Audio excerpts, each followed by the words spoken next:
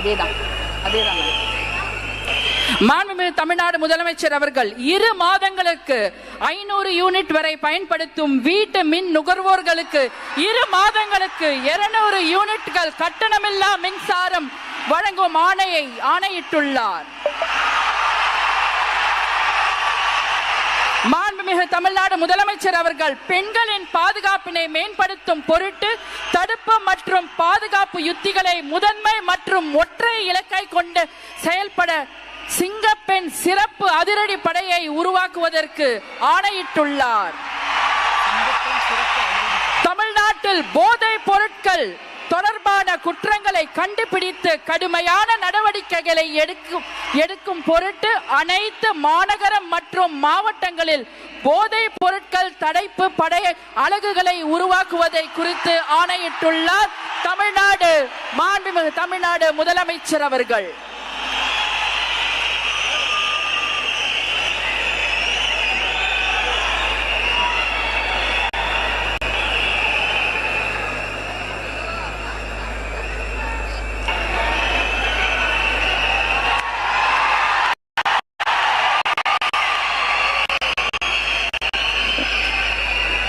Chief Minister of Tamil Nadu to address the gathering.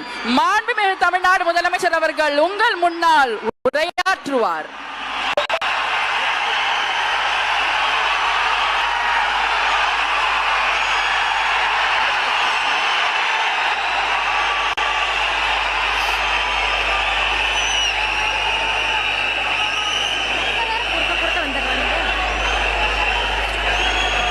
என் நெஞ்சில் குடியிருக்கும்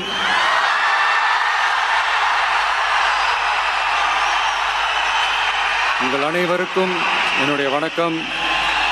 வணக்கம் வணக்கம்.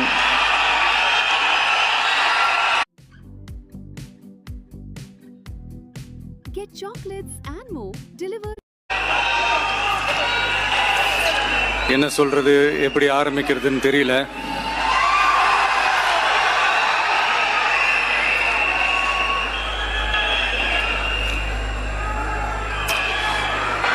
சினிமாவில் எப்படியாவது கஷ்டப்பட்டு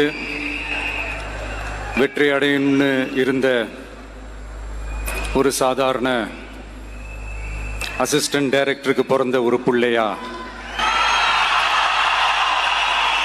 எனக்கும் வாழ்க்கையில் வறுமைனா என்னன்னு எனக்கு நல்லாவே தெரியும், பசினா என்னன்னு எனக்கு நல்லாவே தெரியும். நான் ஒன்றும் பெரிய மன்னர் பரம்பரையிலிருந்துலாம் வந்துடல. உங்களை மாதிரி தான், உங்களில் ஒருத்த மாதிரி தான், உங்கள் குடும்பத்தில் ஒருத்த மாதிரி தான், உங்கள் புள்ள மாதிரி தான், உங்கள் மகன் மாதிரி தான், உங்கள் அண்ணன் மாதிரி தான், உங்கள் தம்பி மாதிரி தான்.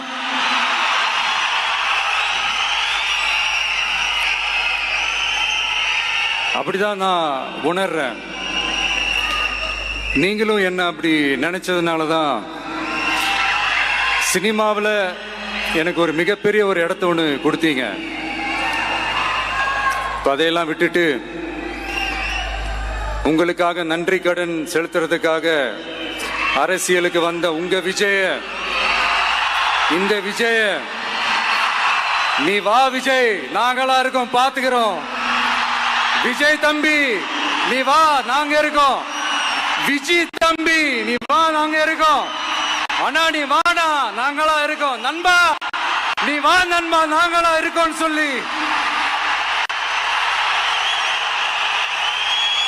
அவ்வளவு அன்பா, அவ்வளவு உறவா என்ன ஏத்துக்கிட்டீங்க. இந்த நேரத்தில் இதை நான் சொல்லணும். இந்த டிராவல்ல, இந்த ப்ராசஸ்ல எனக்கு எவ்வளவோ கஷ்டங்கள், எனக்கு எவ்வளவோ இந்த அவமானப்படுத்தினதெல்லாம் ஒரு பக்கம் இருந்தாலும் எனக்காக கூட நின்ன உங்களுக்கும் அதே மாதிரி கஷ்டங்கள், அதே மாதிரி அவமானங்கள், அதையெல்லாம் நீங்க பெருசா எடுத்துக்காம, அதையெல்லாம் நீங்க பொருட்டாவே எடுத்துக்காம என்னோட வலிகளை, என்னோட வேதனைகளை உங்களோட தான் நினைச்சு என் கூடவே நின்னு இன்னைக்கு சி ஜோசப் விஜய் எனும் நான்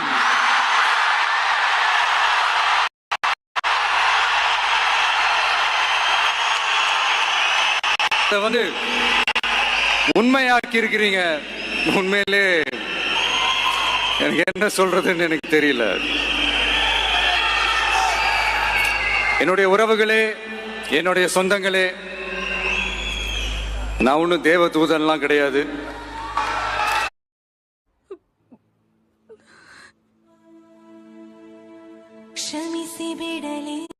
நானும் ஒரு இயல்பான ஒரு வாழ்க்கை வாழ்ற ஒரு சாதாரணமான மனுஷன்தான். நான் முன்னாடியே சொன்ன மாதிரி அது செய்வேன் இது செய்வேன்னு பொய்யான வாக்குறுதிகள்லாம் கொடுத்து உங்களை நான் ஏமாத்த மாட்டேன். எது சாத்தியமோ அது மட்டும்தான் நான் செய்வேன். இம்மிடியட்டா உங்க மனசுல ஒரு கேள்வி ஒண்ணு வரலாம், அப்ப சாத்தியம் இல்லாததை செய்ய மாட்டாங்களா, செய்ய முடியாதா அப்படின்ற ஒரு கேள்வி ஒண்ணு வரலாம். இத்தனை கோடி மக்கள் என் கூட இருக்கும் போது எது வந்தாலும் பாத்துக்கலாம், என்ன வந்தாலும் பாத்துக்கலாம் அப்படின்ற அந்த கான்பிடன்ஸ் என் மனசுல இருக்கு. இன்னொரு விஷயமும் நான்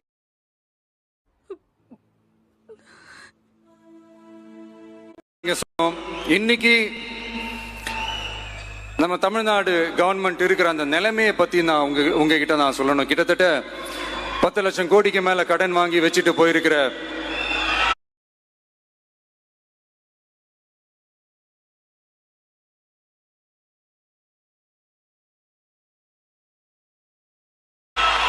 இன்னைக்கு அந்த தமிழ்நாடு அரசு இருக்கிறப்போ, கஜானாவை சுத்தமா தொடச்சி வலிச்சு வச்சுட்டு போயிருக்கிறப்போ, தூக்க முடியாத சுமையை ஏத்தி வச்சுட்டு போயிருக்கிறப்போ,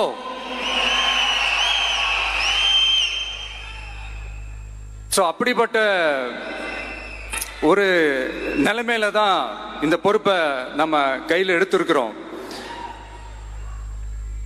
உடனே நீங்க நினைக்கலாம், என்னடா இவர் ஏதோ பொறி வச்சு பேசுறாரா அப்படின்ட்டு. அப்படிலாம் எதுவுமே கிடையாது. உள்ள போய் பார்த்தா தான் தெரியும் எது எந்த நிலைமையில இருக்குன்னு, என்ன இருக்கு என்ன இல்ல, எது எந்த நிலைமையில இருக்கு எது எந்த நிலைமையில இல்ல. சோ அதையெல்லாம் பார்த்துட்டு உங்களுக்கு ஒரு வெள்ளை அறிக்கையா அதை வெளியிடணும்னு நான் நினைக்கிறேன். ஒரு டிரான்ஸ்பரண்டான ஒரு கவர்மெண்டா, அதாவது இன்னைக்கு நம்ம தமிழ்நாடு கவர்மெண்ட் இந்த நிலைமையில தான் இருக்கு அப்படின்றத உங்ககிட்ட சொல்லிட்டு I just want to take it forward from there. அதை தான் நான் முதல்ல செய்யணும்னு நினைக்கிறேன்.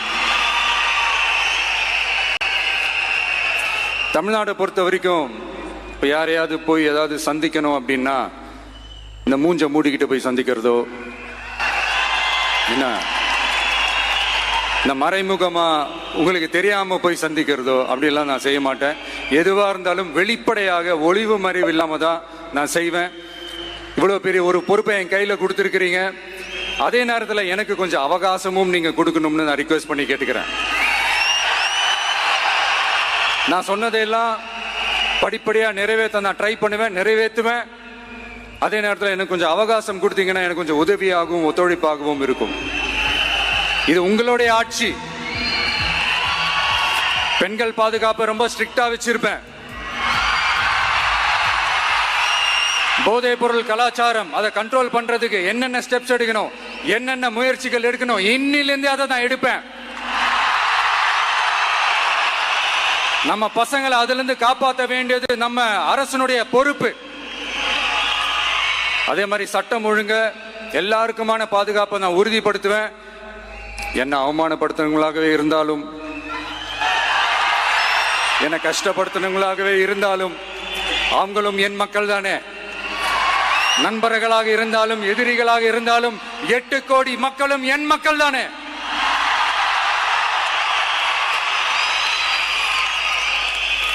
அது மாதிரி இந்த அடிப்படை விஷயங்கள், கல்வி, ரேஷன், மருத்துவம், குடிநீர், சாலை வசதி, பஸ் வசதி, இந்த மாதிரி விஷயங்கள்ல தான் என்னுடைய முதல் கவனம் செலுத்தணும்னு எனக்கு தோணுது. நான் முன்னாடியே சொன்ன மாதிரி மக்கள் பணத்துல இருந்து ஒரு பைசா கூட நான் தொட மாட்டேன்.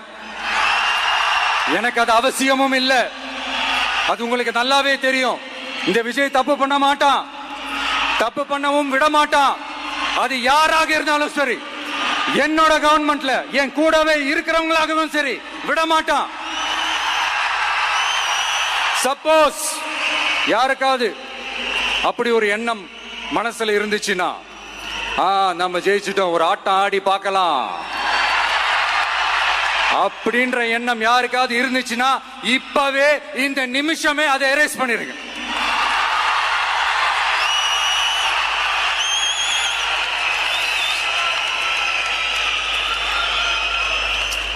இங்க ஒரே சென்டர் தான், என் தலைமையில் உண்டான சென்டர். இந்த பக்கம் ஒரு சென்டர், இந்த பக்கம் ஒரு பவர் சென்டர், அங்க ஒரு பவர் சென்டர், அதெல்லாம் கிடையவே கிடையாது. இப்பவே சொல்லிடுறேன். பெண்கள், இளைஞர்கள், விவசாயிகள், அரசு ஊழியர்கள், ஆசிரியர்கள், உழைக்கிற மக்கள், மீனவர்கள் எல்லாருமே நம்ம டிவிக்கு அரசுல நல்லா இருப்போம், நல்லா இருப்போம், நல்லா இருப்போம். பிறப்புக்கும் எல்லா உயிர்க்கும் அப்படின்றதான் நம்ம சமரசம் இல்லாத அடிப்படை கோட்பாடு. சிறுபான்மை சகோதரர்களே, உங்களுக்காக நம்ம டிவிக்கு அரசு கூடவே நிற்கும். உங்களுக்கு அதுல எந்த விதமான சந்தேகமும் வேணாம். இந்து, முஸ்லிம், கிறிஸ்தவர்களுக்கான முகம்தான் இந்த விஜயனுடைய முகம். அதுல 100% நீங்க இந்த விஜயை நம்பலாம். இப்படி ஒரு சூழலை ஏற்படுத்தி கொடுத்த தமிழ்நாட்டு மக்கள், ஒட்டுமொத்த மக்கள், உங்கள் அனைவருக்கும் இந்த நேரத்தில் என்னுடைய நன்றியை தெரிவிச்சு, இன்னொருத்தவங்களுக்கு முக்கியமா நான் நன்றி சொல்லணும். அது இந்த விஜய் மாமாவோட குட்டி நண்பா நண்பி.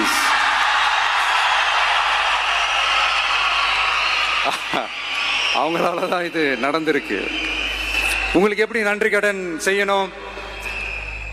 உங்களுக்காக உங்க ஃபியூச்சரை மைண்ட்ல வச்சுக்கிட்டு எல்லா நல்ல விஷயங்களையும் உங்களுக்காக இந்த விஜய் மாமா செஞ்சு கொடுப்பான். கான்பிடண்டா இருங்க.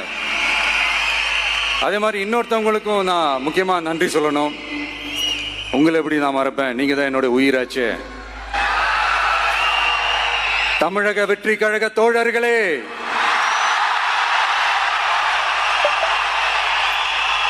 உண்மையில சொல்லனா நீங்க இல்லைன்னா எதுவுமே இல்லை. என்னோட கழக தோழர்களுக்கும், கழக நிர்வாகிகளுக்கும், வாக்கு சாவடி முகவர்களுக்கும், மை டியர் வர்ச்சுவல் வாரியர்ஸ், உங்கள் அனைவருக்கும் கோடான கோடி நன்றிகள். வாங்க எல்லாருமா சேர்ந்து ஒரு ஃப்ரெஷ் கவர்னன்ஸ், ஒரு நியூ கவர்னன்ஸ் ஒன்று கொடுப்போம். This is a new beginning.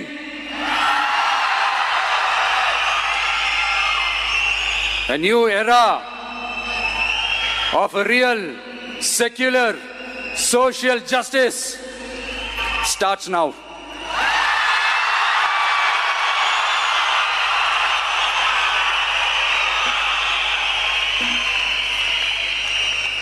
மக்கள் நலன்களை மட்டுமே லட்சியமாக கொண்ட நமது